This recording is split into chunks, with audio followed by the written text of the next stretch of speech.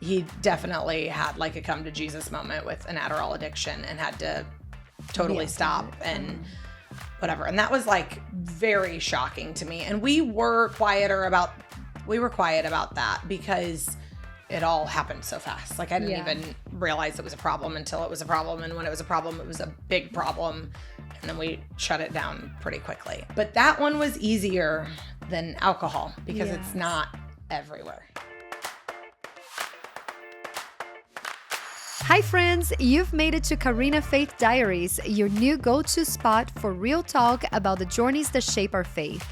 I'm Karina, your host, and I'm super excited to chat about real-life struggles, wins, and everything in between. This is all about honest conversations, lifting each other up, and the power of a relationship with Jesus. Whether you're here to learn, connect, or to get inspired, let's get started together.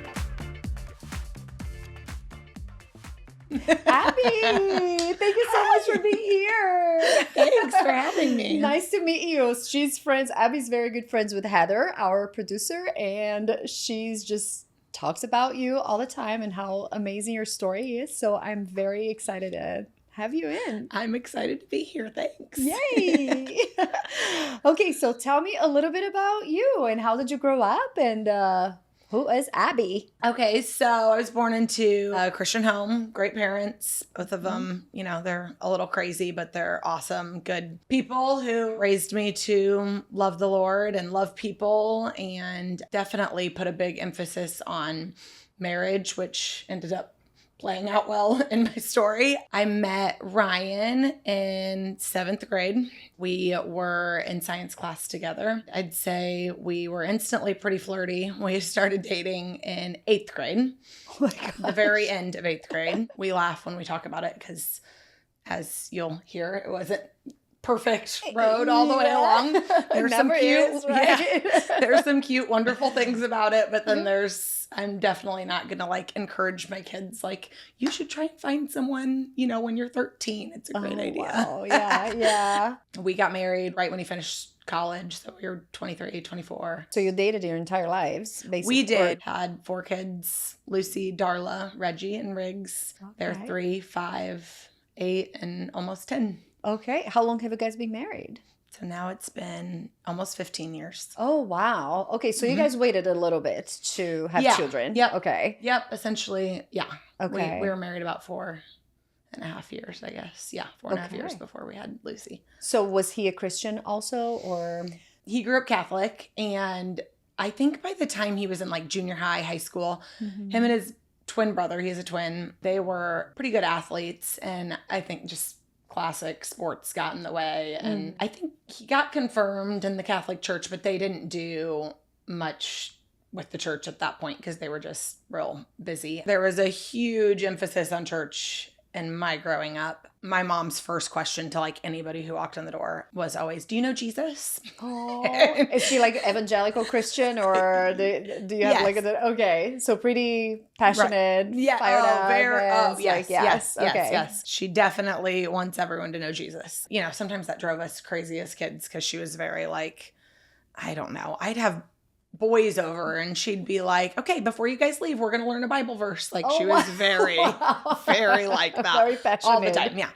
So as soon as she met Ryan, you know, that was her first question. It was on my radar too. So he very quickly started going to church with our family and not like necessarily every single weekend or whatever. I can't even really remember, but he liked the non-denominational church. I mean, he has nothing serious against the Catholic Church at all. He just started coming to know the Lord a lot more and learning a lot more at church than he had previously. I can totally relate to that because I was brought up as a Catholic too. Okay. My whole family's Catholics, and I never really knew Jesus. And I know that there's a lot of different Catholics, so I'm not saying all Catholics are like that. But to me, it was, and the way that it was so old school where we went, that it was just a very like a ritualistic thing that you never. I think for kids it's hard too. Yeah, very. Yeah. And going to our church, it was just instant fire. I'm like, oh my gosh. Yes. I want to have a relationship with Jesus. Yeah, 100%. Like, wow. So he kind of felt like that too. And I will say on the Catholic Church tip,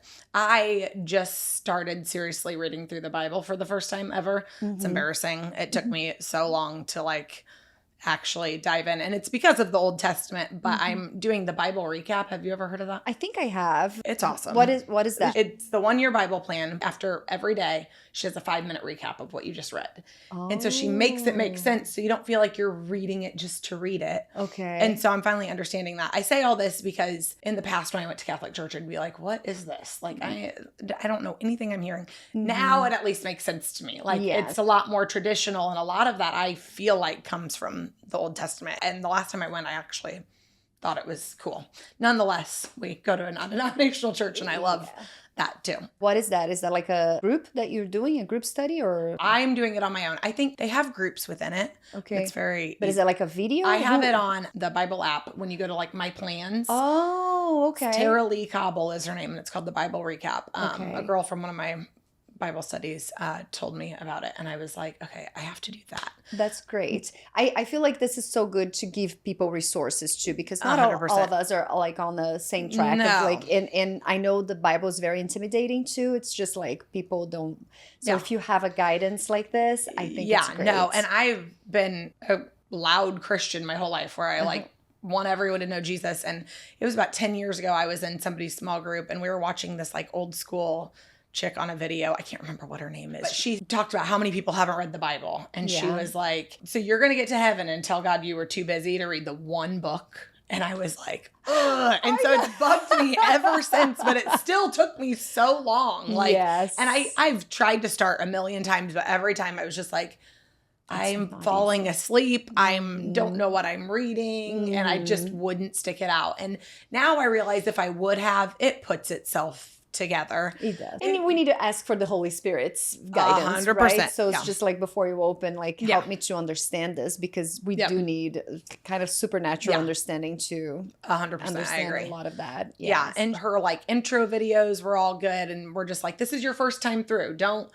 feel like you have to understand every single little thing. And that was encouraging too. It was like, I was always trying to like understand everything and take notes and whatever. I'm a big note taker in my Bible, and it just made me stall for so long. So, well, congrats on that. That's amazing. That is a really big stat. Also, I love it. It's a 1 year plan, and so I'm supposed to be done by the end of December, and I'm only halfway. So, but you know what? Give yourself still better grace. than nothing. I do. I tell people that all the time too. It's like there's no rush, right? You know, but it's like it's just making that appointment and going forward. And you know, you might fall behind a day here or there. Life happens, but just picking back up and not let it go. Oh, whatever. I'm not going to finish. No, just do it. You can do it in 2 years. That's 3 what I'm years. like. I'm still a lot farther than I would have been, and I'm mostly through the Old Testament. So it's like, that's all right, amazing. we're getting to the part that's like naturally easy. The happy part. Yes, the happy part, the good part. Yes. By the time you guys get married, did you guys have a relationship with Jesus at that point, or kind of? Yes. No, we totally did. When thinking of my testimony, I just had this realization recently. I was like, you know what? It was so many different points. I think when you grow up in a Christian home, there's so much of that of like, I don't have like this one life-changing moment. It's like lots of little collection ones, of you know? things. Yes. So I had some in high school through Young Life, just teaching kids that would never step foot in a church, that it's all about a relationship with Jesus. And it's not about what you do or don't do, or,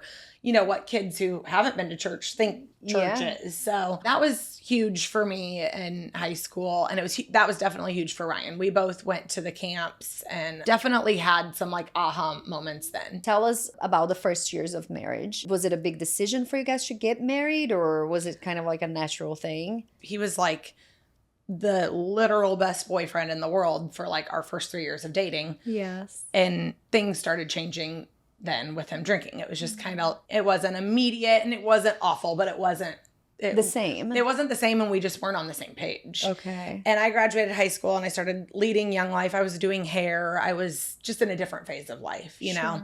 Everyone had always told us, like, you're young, you're too young to be this serious. Like, you should take a break and try other things, whatever. And so I was like, this is a good time for us to do that. Like, I'm losing my mind with you going out and doing whatever and wanting your cake and wanting to eat it too. And it was driving me crazy. And I was like, but at the same time, I know this is normal and this is what so many people do. Like, I'm not writing you off, but I'm not waiting around. Like, we just need to like do our own thing and whatever. And I just had to really trust God that like if it wasn't him, then he had someone even better. So we broke up at that point, and then he was over it pretty quick. He was still partying a good amount.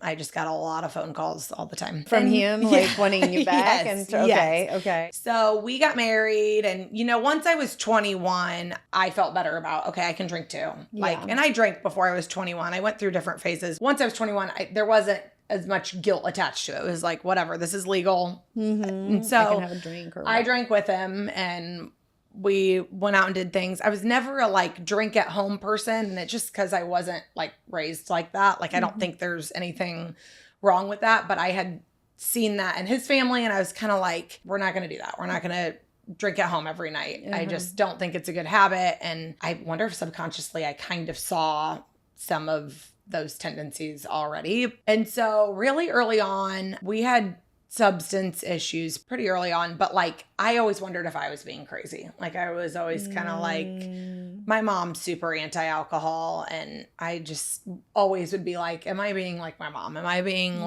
too much? Am I being unrealistic? I feel like we go through a denial time, but it's this person, because my daughter walked through addiction to one of my daughters, and it was, to me, the last person that I could ever imagine going that way. So I talked myself out of it many, many times. No, it's fine. This is not what I'm thinking. This is not. Yeah. And yeah, you do. Yeah. And it's funny because I have always thought, I'm a hairstylist. I hear bad stories all the time. So I would say I'm pretty nosy. I always know what's going on in his life, or I think I do. So it's crazy to me that he's ever pulled anything on me, because I'm I feel like I'm always paying attention. But like you said, I think it's the denial a little bit of something really big. You don't want anything really big to be going on. And especially if they're a smart person. And that you're no, they can handle it. Or the highly functioning alcoholic people, it's just they're going to work. They are, and so you think that that's okay. Yep. So what happened? So he's drinking a lot. Yeah. When did you start noticing? I'm super ADD to this day. You'll probably notice in this podcast. I am too. So I was medicated as a kid. I hated the medication. It put me in a bad mood. It made me not enjoy my lunch at school, which was my favorite part of the day. It was just annoying. I hated it. But it did help me tremendously in school. So I'd go in waves of taking it and not and whatever. When he was in college, there was one time he was at my house and needed to study for a test, and he hadn't yet, and he was running behind, and I was like, you should take my Adderall. You're gonna do great on your test. Yes. And I, as a kid, I didn't know it was even a dangerous thing. I had no clue. I think now college kids at least kind of know. There's so much more awareness around that. They at least know what they're doing. I had no clue. He called me. He's like, wow, I took that test in 10 minutes. I was the first one done. He got 0 wrong. He killed it. So long story short, he became obsessed with Adderall. Then he needed it for his CPA exam. He's an accountant. And then he just, every excuse. Yes. And just need to survive. And then I just started noticing that he wouldn't ask me for it. He'd ask my sister or someone else. And it was he was hiding something. Now, honestly, I would have never known if he didn't do that. He definitely had a come to Jesus moment with an Adderall addiction and had to totally stop and whatever. And that was very shocking to me. And we were quiet about that because it all happened so fast. I didn't even realize it was a problem until it was a problem. And when it was a problem, it was a big problem. And then we shut it down pretty quickly. But that one was easier than alcohol because it's not everywhere. Alcohol is so incredibly accepted and normal. It's a social thing. It's such a social thing. And it's a everything thing. Yes. I mean, everybody wants it everywhere, and glamorizing it. It's very glamorized. Yep. That's something I've very much come to realize. I think the Adderall thing was a blessing in disguise. I don't know if I would have ever noticed the alcohol thing if not it wasn't for Adderall. So I honestly think that was a little bit of a blessing. Shedding the light on something he's got a little. Yep. And maybe even for him, because I will say something that I think is true for his testimony is that I think he caught his alcoholism maybe a little earlier than a lot of people do. And I think that helped. I think that could be why. He already knew he had this, maybe he was having those same feelings he did with the Adderall and realized this is not healthy. So really how all that came about with alcohol was he was always a binge drinker for sure. To my knowledge, he wasn't drinking every night. Now hindsight, I don't know how long it went on that he was drinking every night. I just didn't know it. Wow. And you guys were married at that point. Once we had our first daughter, I think while I was pregnant with our first daughter, I noticed he was drinking a lot. And he was kind of like, this is my last hurrah kind of thing. And I was like, good for you guys, get this last hurrah. Your last hurrah, you're pregnant. Like, you don't get to do that. Exactly. There's no last for us. It's like, so this is I was it. like very annoyed. That's it. I didn't think much of it. And it was at some point when Lucy was a baby, when he would get really drunk, he'd be like, I think I have a problem. But then the next day I'd say something about it and be like, oh, no, I'm fine. I don't know why I said that. So we'd kind of like brush it off. Wow. So something was nudging him already. Yes. Wow. And he had the guts to say it when he was drunk. Yeah. But, as any addict, like the next day, it's like, oh no. He wants that next fix. Buzz again. Yeah. It was definitely, for sure, by the time we had our second daughter, it would come up more and more that he thought he had a problem. And then I was on to it too by that point. I was like, okay, yeah, we got to figure this out. Like, what's going on here? Like, was he just getting drunk all the time, or was he having like outbursts of like anger, or was it a change of behavior that was a change of behavior? I mean, he would get like maybe a little more aggressive, but not really. He's not a very aggressive person, but really most of the time it was that it was becoming like on a Tuesday, like, oh, me and my brother are going to go watch a game at B-Dubs, and he'd come back annihilated, and I'd be like, what happened? It's Tuesday, like, you can't do that. Or it would be a weekend, but on my way home I'd realize like, oh my gosh, you're like on another planet. Like, he just wasn't like just normal drunk almost ever. I'd say he wasn't super functional, but maybe he was like throughout the week, those years that I didn't realize he was drinking more often than he was just trying to keep he did it more like at work, honestly. Like, and those were my signs. So my big signs were just that he's a smart person and he was doing dumb things, like it was just like, you wouldn't do this if you were just Ryan. Straight. Yeah. If you were just Ryan, there's no way you would go to work and drink. And he had driven our kids on occasion, and I feel bad even saying that out loud to people, but again, it just wasn't him. Like for me, he's always on me like that. I speed and I don't always wear my seatbelt and I'm not 10 and 2. Like, he's definitely a safe person. Yeah. And definitely, even back then, one of his top qualities is he's a good dad. So the fact that he was like a good dad that was obsessed with his kids, but yet putting them in danger. Yeah, it was just like, this is the addiction. Obviously a problem. So it just became more and more obvious. So I definitely think a saving thing for us was before we got married. I don't know even totally what made me say this, but I was just like, we're going to church every week. Like, it's not going to be something we like talk about. My parents went to church every week. So again, I don't totally know where I got this, but I just didn't want it to be like a fight of like, are we going? Are we not going? Like, I just wanted it to be like, we already know we're going. It's just a matter of when and where. Which service and which church. We're going to put time for this in our relationship. You made a priority. I made it a priority. Get-go. And it was like, I don't care if you're tired. I kind of don't even care if you're sick. 2020 kind of threw me for a loop because I'm like, oh, we've always gone.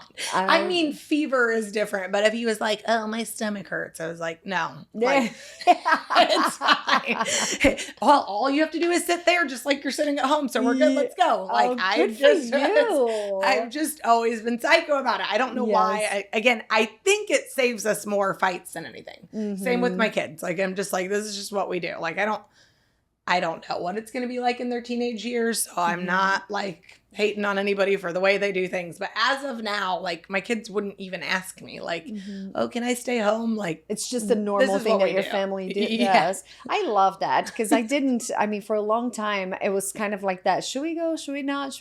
And just knowing what's coming, it's something that, like you said, there's no arguments, there's no fights. It's just what you do. Just what we're doing. And what a an amazing thing. If you can do anything in your week, that is just to go and fill your cup and hear the word. Yes. Well, and then they're like your spouse. Then they're talking to your spouse. It's a little less nagging I have to do. Like he's saying stuff to you that I wanted to say and it wasn't going to come across the same, you know? I think ultimately what makes me feel that way too is spiritual warfare. Like I feel like my mom told me when I was a kid, like, you're never going to want to go. If you wait till you want to go, you'll never go because something will always pop up. The devil will always put something there.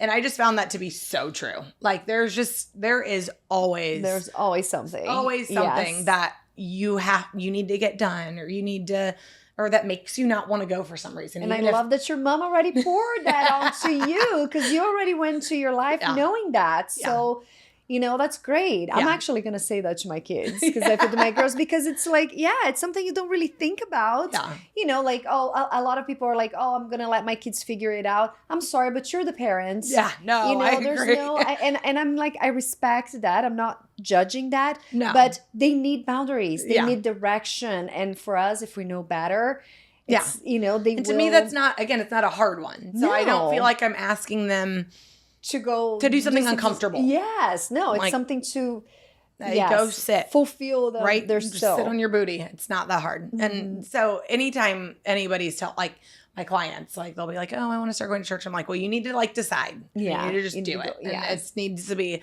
non-negotiable or you're not going to do it. I promise you. Because I just see it all the time. And for me, I mean, I have 4 kids. My life is busy. People will be like, what are you doing here? You just had a baby. And I'm like, honestly, I'm less busy than I am most of the time. Like if I let anything get in my way, it's going to happen every week. Yes.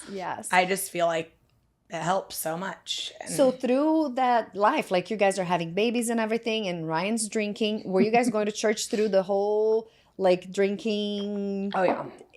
Yep. Okay. Yep. And I feel like that was just, again, always my non-negotiable. Like I'm sure he went drunk. I mean, he never went like stupid. I mean, he looked fine, but yeah, I mean, and he definitely went hungover all the time. The worship, getting in the presence of the Lord, like, and the community, running into people, seeing people, being reminded of why you like that place, why those people would be appealing to be in your life, you know, just having a community to know that you could fall back on if you ever wanted to make that choice to stop drinking. Like, to just which it's so needed. Without a community, I don't think we can do it. No, I agree. When Darla was a baby, that's when it was like for sure an issue. I started. Is that my second one? Okay. Yep, my second one. It's more stressful having 2 kids than one. 100%. And so doing hair, I worked 3 12-hour days, Monday, Wednesday, Friday, for a super long time. And so that meant he did bedtime and evening 3 nights a week. That's where it really took off, that's how he would get through the night, is he'd grab something on the way home and drink. And then, you know, again, because he has that in his blood, the genetic alcoholic gene, and that wasn't enough. Then he wanted to the next morning. Then he, you know, and so eventually it became a thing. It's 3 years, almost 3 years between Darla and Reggie. Reggie's my third. He ended up getting sober when Reggie was 3 months old. Between those two is kind of, it just slowly escalated from there. Alcoholism is a progressive disease. Yes. Like, so he just realized, I'm not doing the best and this is taking over my life. I mean, he'd have moments of honesty and then moments of denial, and I the same. And I would talk to more and more people about it, and so many of my clients that I talked to about it would be like, oh, my husband too. And then I'd be like, okay, well, I guess this isn't a big deal. Yeah. And then some of them would be like, oh no, that's a bad sign, you know? And so I'd have all these like voices in your head. That's so tough. What was the breaking point for you guys? I think there were just so many along the way, honestly. I think being in church, you know, there'd be a point where I'd be like, all right, you need other people. It can't be just me. Like, so join a small group, you know? And so he'd be like, all right.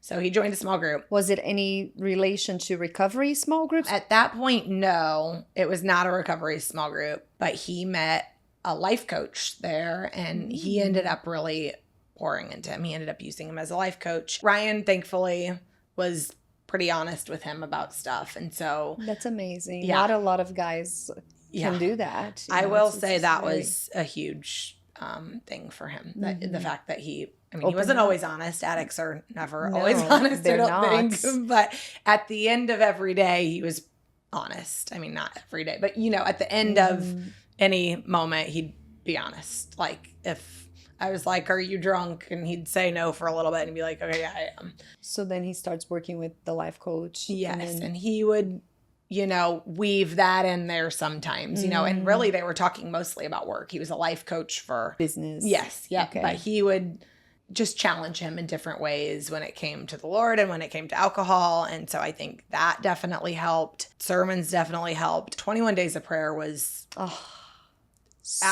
major for us. That's definitely probably the first thing I tell anybody that is going through this, mostly for me. Yes. But even for him, but mostly for me. And it taught me to pray, and it taught me how nice it is to really have that much time to pray, which we never do. don't. If you're home, No. if you're home. And this podcast is going to go live during 21 Days of Prayer. Yay. So this is great that you're talking about it, because our church does 21 days of fasting and praying. So alongside, praying, you're denying your body from whatever it is that you choose. Yeah. And so it's the idea of it, it's silencing the world and opening up this quiet time to hear from God and doing that communally. So it's you go and you pray together and you worship every morning at 6 a.m. And it is incredible. I've seen incredible things come out of it. So you felt like that was kind of a breakthrough? Huge. I think in the beginning years of it, it taught me to pray. Of course, I've prayed my whole life, but fleeting prayers are just kind of the same thing over and over or whatever. But whoever would lead the prayer service would lots of times walk you through different ways to pray and just give me more, in my ADD mind, a structure on how to do it. And then the corporate prayer at the end, everyone would pray together. And I just feel like the prayers flowed out of me way better. When people say, I've been praying for this forever and God hasn't answered my prayer, I think lots of times that is the truth. And lots of times there's a reason, or not always a reason, and maybe we'll never know the reason. But from my perspective, lots of times my thought is, are you really praying? Because again, as someone who's been a Christian my whole life, there's a lot of things that I'll think and be like, I haven't even prayed about that. Yes. Or I haven't given that a good prayer. I've done a fleeting thoughts. Oh God, please don't let Ryan be drunk when I get home. That doesn't, I think he cares. And I think talking to God throughout the day is great. Yes. But does that count as me really praying for him in the situation? I don't know. I don't know if it does. Yes. Yeah. And I think you just grow so much closer to the Lord in those times. And so if you're not really giving yourself those times, which it's so hard to do. Yes. So were you guys doing this together? Yeah. I remember the first one we went to, I was pregnant with Lucy. So we went all the time then, actually went in person, and gosh, that was my very favorite. Going in person is so different. It really is. It's like you said, make the decide and go. Yeah. Because that is so transformational. If you can be someone who can go. Yeah. There's nothing better. If I was going to say that if you leave it up to the minute that you wake up, you're not going to go. No. Because at 6 a.m., who wants to get up at 5 a.m. Let's see if I feel like it. No. You're not going to feel like it. I promise. No. Okay. But I think change really happens, even if it's not your specific thing gets answered the way you want it. I just think so much change happened every single time I did 21 Days of Prayer. And lots of times it was just my heart. But that's huge. That matters. I don't think it was by any mistake. It was day 17 of 21 Days of Prayer that he got sober. Yeah, I really don't think it was by mistake that it was in the middle of that. I have vivid memories of that week, because there were a few days in a row that I had to get up and do somebody's hair early in the morning for a news show. And I came home and he was on the chair watching 21 Days of Prayer on the TV. He was definitely drunk. So was he really praying, or was he trying to make me think he was praying? I have no idea. Those are cool memories now to remember that we weren't giving up, you know, and definitely. And you had your third child by that point. Okay. We had also started seeing a Christian counselor, and that was huge. Again, the more people that person can be honest with, the more helpful. Yes. And yeah, we were just trying to get answers like, okay, so is this alcoholism, you know? And within our first session, she was like, oh my gosh, yes. She made him to take this test. She was like, if you get 3 out of these 12, if you say yes to 3 out of these 12 questions, then you probably are an alcoholic. And he said yes to 9 of them. Wow. And she said the only 3 he didn't say yes to were things that you control. And I was like, oh, great. Wow. And it was like, those 3 were like, have you lost a lot of jobs? Which for him, he kind of had, but whatever. And have you lost a lot of friends? And do you have strained relationships with your family? But everything else he said yes to. We had been seeing her for probably about a year. And at one of our last sessions, I showed up and I was like, well, it's just me. He's drunk. And she was like, okay. She's like, okay, so tell me what you're doing right now. And I was like, well, I just gave him emergency and I'm making him a pizza and I took his ID and his wallet and his keys and he's just sobering up. And she was like, okay, well, don't do any of that. And I was like, ugh, why? And she was like, well, that's enabling. I was just going to say that. It's like, oh my gosh, I'm so guilty of that too, Abby. Yeah, I did we that think all that the way we're along. doing, yes, I did this to my daughter too. We would ground her, take everything from her and just not, or I would be like doing homework with her. Like, let's sit here and do your homework. Yeah. And she's like, we saw a therapist too, which is, I feel like that's so key. Christian therapy counselor. Yep. It's so needed because you do the prayer and I feel like people's, Jesus will be there. Yes, he will, but you also need all the other things that Jesus gives you, which is therapy, counseling, doctors, like whatever it is, rehab, you know, community, small groups, recovery. Yep. So much. So don't be fooled to think that all you need is Jesus, because Jesus gives you him and everything else. Yep. I think what you said, Christian counselor, I think that's huge. I do too. Because I think at different points, I mean, other people might have told me to walk away, you know? Really? Yes. And I think she wasn't, I mean, I'm under no impression that she wouldn't have let me in a terrible situation, but she didn't make me feel that way at all, you know? And I was going to add this to you too, and people who are possibly listening or watching this and are in a terrible situation that they are being bitten. Right. You know what I mean? Right. There's like different scenarios that you should not, most definitely not stay in that relationship. Right. You should go get help and then have the person also get help. They need to want to get 100%. Yeah. Right. And so they need to help themselves and then maybe later you can go back to it. So it's different scenarios. But for sure. I understand that it's just like, and especially nowadays, it's just a quick like, oh, this is not working for me anymore. Goodbye. You know, like. And I would have missed out on so much. So that's why I say that. Not just because that's the answer I'm supposed to say. It's because when I look at him now, I cry so often because I'm just like, he's better than me. It's a miracle. I mean, I'm just like, I can't believe I would have missed all of this. I feel the same way about my daughter. She's like, it's such a miracle to see them healed that way because this can be a lifelong disease. I mean, it is a lifelong disease that you have to give it to Jesus, but at the same time, it can be a battle, a long life battle, and to see them recover is... And I don't know such an amazing if it's the same for you, but his relationship with Jesus completely changed. Same. She didn't really have one. Like, and really, even it's for me, convenient to not believe, you know, while you're going through that. It's like, I don't know about this Jesus thing. I'm like, well, of course you don't, because you know you're not supposed to be doing those things. But you are. So in the community too, like she started going to the school at church, and that it's surrounding herself with all of this, you know, pouring like-minded people. Like-minded, just people who were pouring Jesus into her. It was so huge in her recovery. Okay, so then 17th day of 21 days of prayer. Sorry, gosh, see, she was like, you know, you're enabling him, and I was like, that is not how I see it. I just want my husband back because I don't want to parent my kids by myself. Yes. Like that's why I do it. I'm not doing it because I'm being so nice to him. I'm you're like, protecting him I from just want him to dying. get back. I guess, yeah. But it was honestly, into a car it was a accident. little more selfish. Like I was like, I just want him back so he can help me out. Yeah. Like that was more than anything. I understand. And he was willing, like, well, I can't tell you how many times he'd be laying in bed and hand me all his stuff. Like he like kind of wanted it. Like he knew if he held on to that stuff, you know, as soon as the buzz wore off, he'd head out and get more. Yeah. She said, give him all the stuff back. Don't do that, whatever. So I did.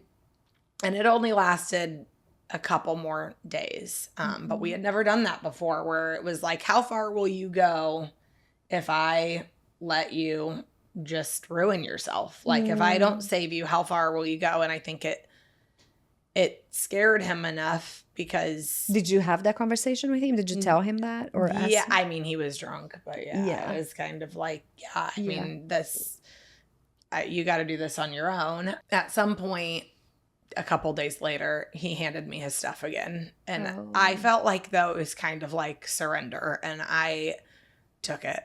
I was like, I'm done with this too. Yeah. The next morning, I had a wedding party to do. And our moms were both at the house when he woke up. And he said that morning, he said, I had never gotten on my knees and like gave it to God. And he's like, I begged God to take the desire from me. And I had like just pleaded with him to not let me be an addict and asked him why me and why would I have to go through this and whatever. But he's like, but I had never been like, help me do this for me. Like, I can't do this on my own. Like, he's like, I'd never surrendered it to God. And he did that morning and he never looked back.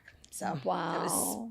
That's so powerful. Great. It was so great. I think like take the desire away from me. That's such a powerful sentence. And we never think to say that, but it is like God tells us be specific. He knows what we need, but he still wants us to ask. He still wants us to say it out loud. This is in the Bible. Yes. Yep. And so we say that, you know, I am desiring things. I'm desiring things of this world. Take this away from me. This is not, you know, I want your will to be done. So that's so powerful. So then that was a new life. You know, we talked to the counselor quickly after that. Like, all right, so what now? Because naturally, I want to babysit him for the rest of my life. Like, I want to.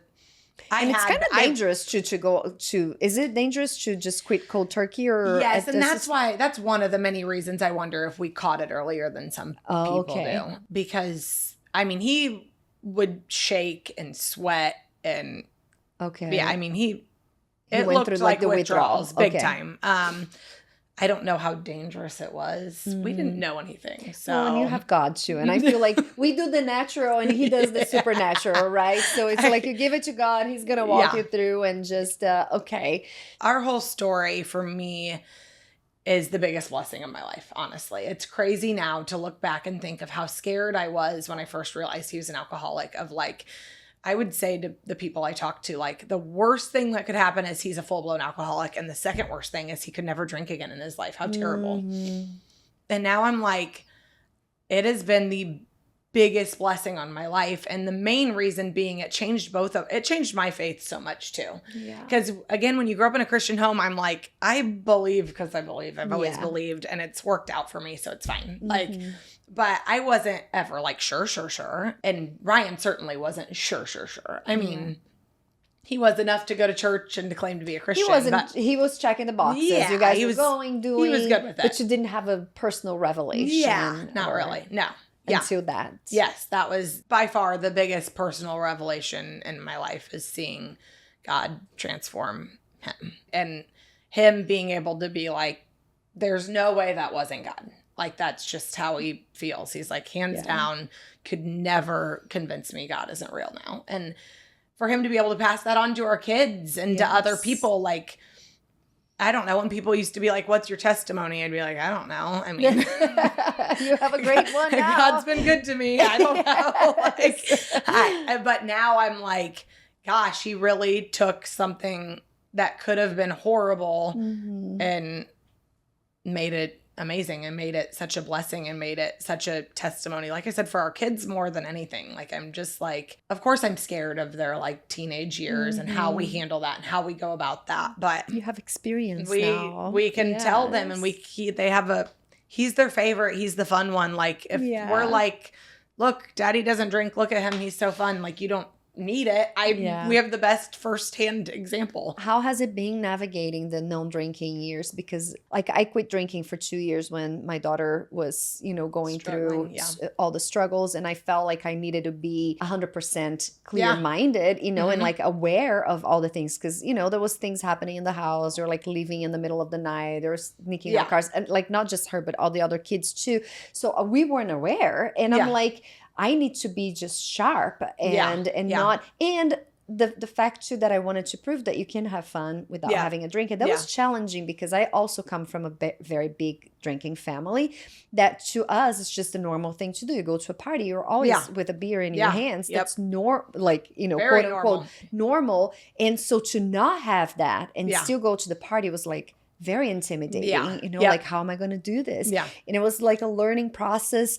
But to me, it was like I could have not walked what I walked through drinking. Right. I had to quit. And it was so great that it always sometimes makes me wonder, why did I go back? But I think the biggest thing is the social life. I had no desire of socializing or with a bunch of people. I would still obviously love to get together with people that are super close, but not like I didn't need to be doing things all the time. Yeah, I'm super social. Like she said, I'm an Enneagram 7. I like being with people. So that was my biggest fear. I was just like, what's going to happen now?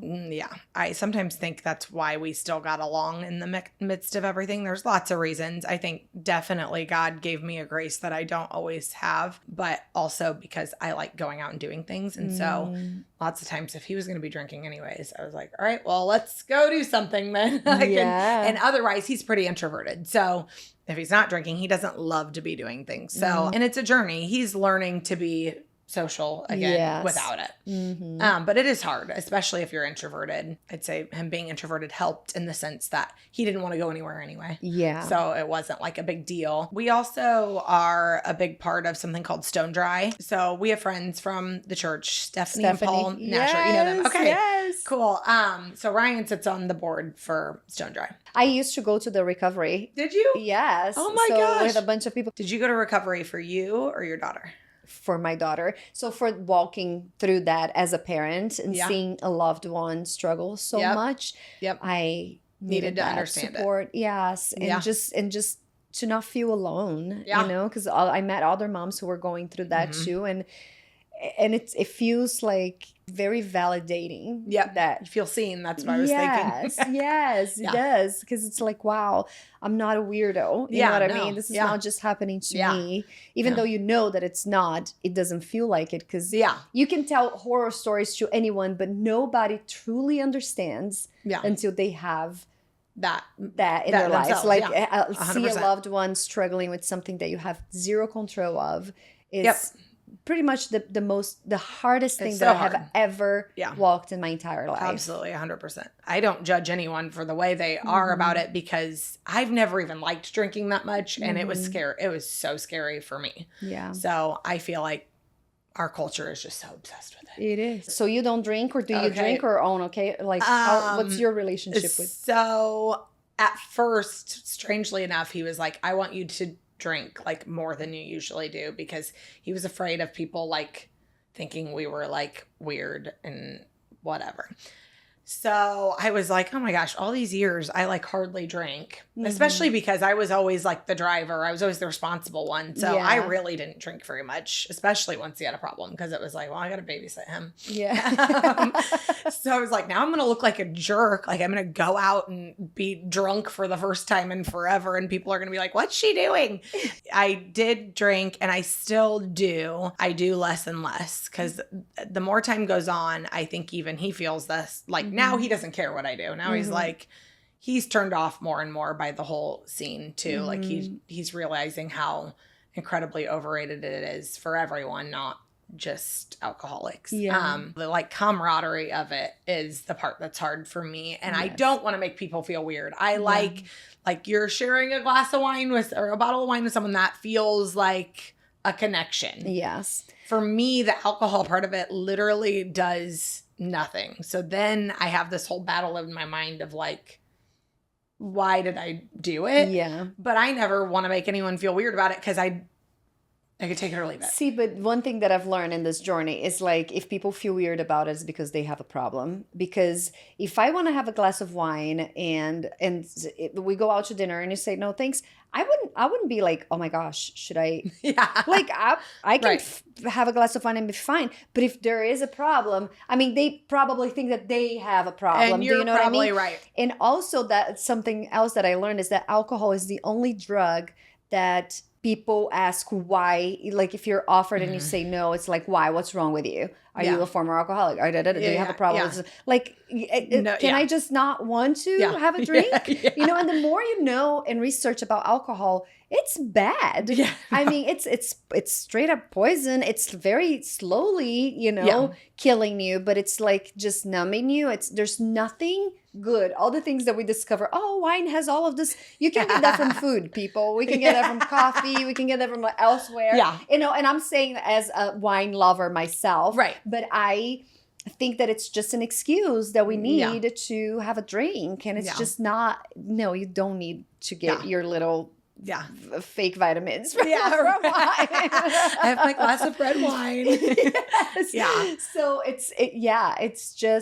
it's tough because it's very glamorized. So honestly, like most recently, the times I've drank, I mean, I'm more likely to take shots with someone than get a glass of wine at dinner. Really? But it's because it's like what somebody asked me to do, and I love connecting with people. Mm-hmm. So for me, I wish it was shots of cake. I love cake. Like, Let's make that a thing. And I noticed when I was pregnant, I didn't want to go to a wedding pregnant. I was like, oh, that's going to suck. Mm-hmm. Oh my gosh. You so leave almost feeling drunk because you're just, again, I'm giving alcohol too much credit. You leave feeling the joy that's spread around the wedding. That you're supposed to. Yes. And all that time you give the credit to the alcohol when really it's a crutch that some people need to loosen up. 100%. And that's still like what Ryan's recovering from for sure. Yeah. It took me a long time to remember the whole reason I liked him, and I feel stupid even talking about 8th grade, but the whole reason I liked him is he was fun. He was so fun. I loved his personality. Honestly, I got lucky that I think he's so hot now, but even then, I didn't even think he was that cute. I thought his personality was amazing. I was like so obsessed with him, but alcohol took that from him because it was easier to be fun drunk. And then now he's like slowly relearning how to loosen up sober. Without it. Yeah. And how about when you leave the party too and you see all these people drunk acting like fools and you're just like, those are the moments he's like so happy. Yes. He's like I'm so happy. Now I'm really glad. Yes. I think he says one of the only times that's ever hard for him anymore, and he hasn't even said this in a while, is weddings. Because it's like an appropriate time to drink. You know, there's lots of times where he knew he was drinking more than everyone else there. But at weddings, a lot of people are drinking a lot, and it's a celebration. And I've always even felt like in the Bible, that's when they drank, was when they were celebrating things. Yeah. It just feels like a time where it would be appropriate. And he's like, I wish I could drink appropriately. Like, I wish I could drink at the appropriate times. How long has it been since he's been sober? 5 years. Okay. It's 5 years in August. Wow. Yeah. That's incredible. It is.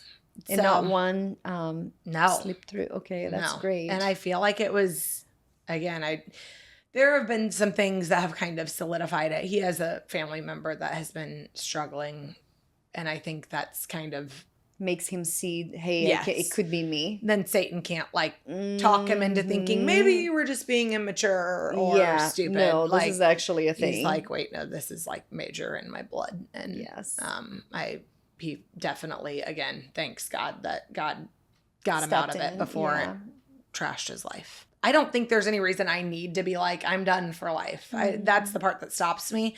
But I just think there are so many people that struggle with it. If they could have allies of people that just live that way just because they don't have to feel like the only sober person at the party. Like, and I feel like it's becoming more trendy though. It is a little bit, yeah. Yeah, the people not, which I think it's amazing. Like you have so many other options that you can do and drink and, you know, so I love that people are beginning to talk about it. For people who are in central Indiana and they want to do sober living or experiment with that, what does Stone Dry events look like? Where is it located at? And how do they get involved? They, of course, have a website and it has all the things on there. They've got an Instagram, and their main location is in Castleton, right at like Masters and 82nd Street. And they have a new location in Anderson, and their vision is to go Keep big, growing. to have it. Yeah, they would love to have it everywhere. They're toying with all different stuff right now, but the consistent stuff, it started, which this is very close to my heart, as like just having a place where people can party without alcohol. Because again, I'm an Enneagram 7. I love parties together. Yes. And I feel like at a young age, I've always wanted that for people. I've always wanted to prove that Christians have fun, and that you can have fun without alcohol, and that you can have fun, that our life can be fun and full of joy. Like I've always had like a strange desire that I honestly like feel dorky and weird about, but I've always had that on my heart. So I remember meeting Paul, and he told me about his vision, and I was like,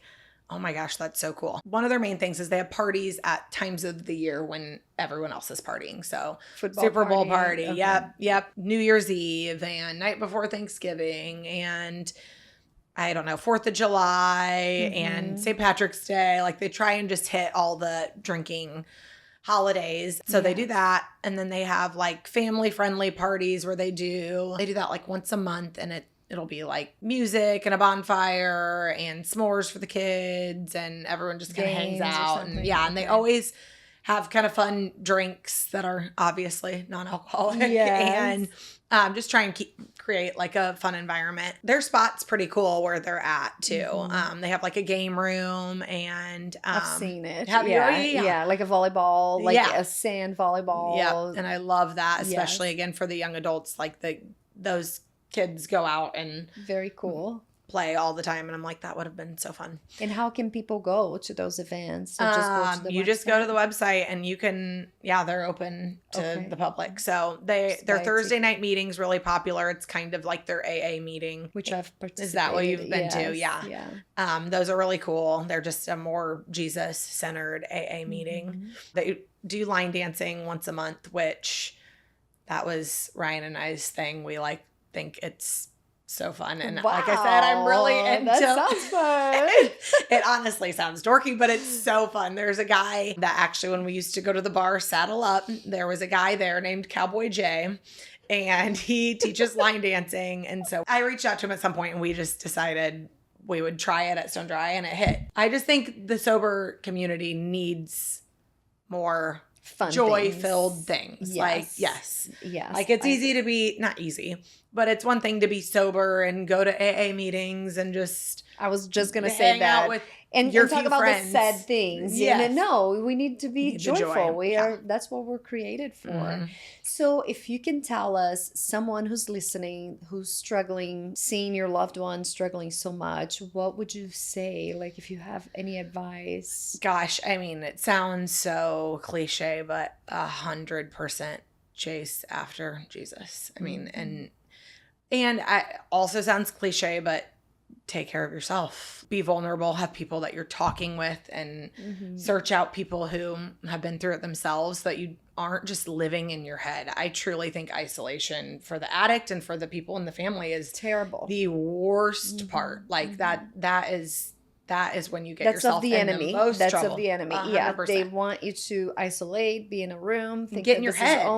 Get in your head, and the shame. Because there's so much shame that comes with that. You know, it's like, what's wrong with me? What's wrong with my family? Yes, yeah. That's the enemy planting those in your head. And I think that was a blessing of me being a hairstylist too. I talked to people all day long, so I was never isolated. So I think that was definitely awesome protection for me. More than anything, feel like God literally walked us through it. He gave me peace that I don't always have and grace for Ryan that I don't always have. And just put the right people in our path and just kept me mentally sane. My big thing would be go to church and do the things that they're saying to do, like get in small groups and do whatever women's conference or whatever they have to offer. And I definitely think a Christian counselor. And I would also say, like, finding joy in your partner aside from that, or family member. But like, I just feel like it was never his identity to me. Like, it was never like, this is all he is. It was like, how can we embrace the situation we're in right now? Like I said, and I don't know that this is the best advice, but like, when he was drinking anyways, we went out and had fun. I'm not going to sit around and be mad at you all night and hate my life just all night. watch him get drunk. Like, let's go hang out with other people that are drinking. Like, and then I don't have to be so mad at you, and I can talk to other people that I like right now. Like, Saddle Up, that was one of our places because we both had fun. Okay. And because I had fun line dancing there, and he would line dance because he was drunk, and we had fun there. And I don't think that was all bad because he was going to be drinking anyway. I mean, he was drinking anyway. So it was like just finding the times and places and things that you can still do together. Yeah. You know, when you're taking care of yourself and your spiritual life, I think God helps more than anything, giving you that peace that surpasses all understanding. Like, there doesn't always make sense, but it's supernatural. Yeah, I agree. What about you? What would you do for having a daughter? So I agree with you. Just get on a community. I felt like I got on my knees too, and I don't want to sound too cliche, but I feel like there's so much power in that, in coming to God in a humble way and be like, this is it. There's nothing I can do, you know? So I'm just like, just help me. And I think that there's a lot of power in that. There's something that I heard from John Maxwell. He said, when there's a need or a problem and it's sensed by a few, that each individual understands their responsibility and give their all regardless of the odds, only that does Jesus works a miracle. Wow. And what it is like, we have responsibility too. Yep. You know? And so what am I doing? He will work a miracle, but I still need to do my part. Yes. It needs to be understood that there is a problem, first of all, right? Because there's no, how do you fix a problem if you don't think it's a problem, right? Yep. So there is a problem, and facing that and coming to Jesus and being like, what is my role in this situation? Isn't this? Yep. And so then God will make a miracle, because can he make a miracle without that? Absolutely. But will he? No, because there's a responsibility. Because what are we going to learn from it? He wants to change us. Yeah. He wants to change us. And that's a huge thing too, that I feel like I was just thinking a few minutes ago, I never talked about that, and you hit the nail on the head. I just feel like so much of it was for me too. Yeah. And finding that balance of like, you certainly don't want to blame yourself. That's not what it's about.